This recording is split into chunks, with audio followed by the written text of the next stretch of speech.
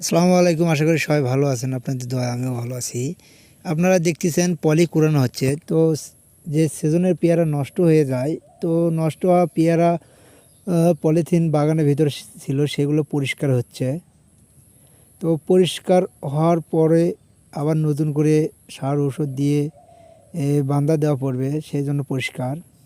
তো এখন দুপুরবেলা, তো কিছু মালটা খাবো। 1 2 3 খাওয়া দাওয়া শুরু। এই শামিম, শুরু করো। এইভাবে নেবেন, ওই যে এইভাবে নেবেন আর এইভাবে খাবেন।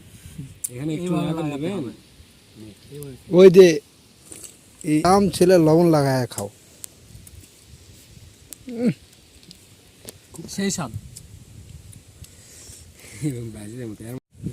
খালি গাছ লাউড়া খাতক গুলে কেন দেখায়, খাতক গুলে এমানের মতো খাবে নাকি? এই আর তো বেশি খায়, 5টা করে খায় একবারে। রেডি, এখন চাটনি দিয়ে মেরিয়ে দেবেন নাকি? আগার গুলে না খা, যদি সবগুলো একসাথে খাওয়া গেল হনি, তাহলে এইটা পিছিয়ে গেল হনি সবগুলো। আপনারা সামনে দেখতেই পাচ্ছেন কতগুলো পলিথিন আমরা জড়ো করেছি সারা দিনে।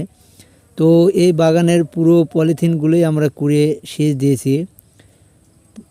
তো পলিথিন থাকলে অনেক সমস্যা, যেহেতু পলিথিন পচে না, নষ্ট হয় না। তো পেয়ারার বাগানে দেখতে পাচ্ছেন অনেক সুন্দর পরিষ্কার হয়ে গেছে। আর দেখেন কতগুলো পলিথিন আমরা জড়ো করেছি সারাদিনে।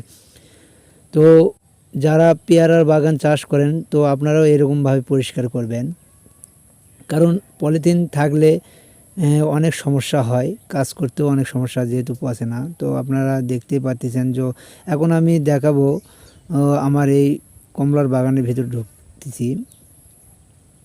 এগুলো আমার মালটার চারা, এবং এখানে একটা রুম বানাবো বাগান দেখশন করার জন্য।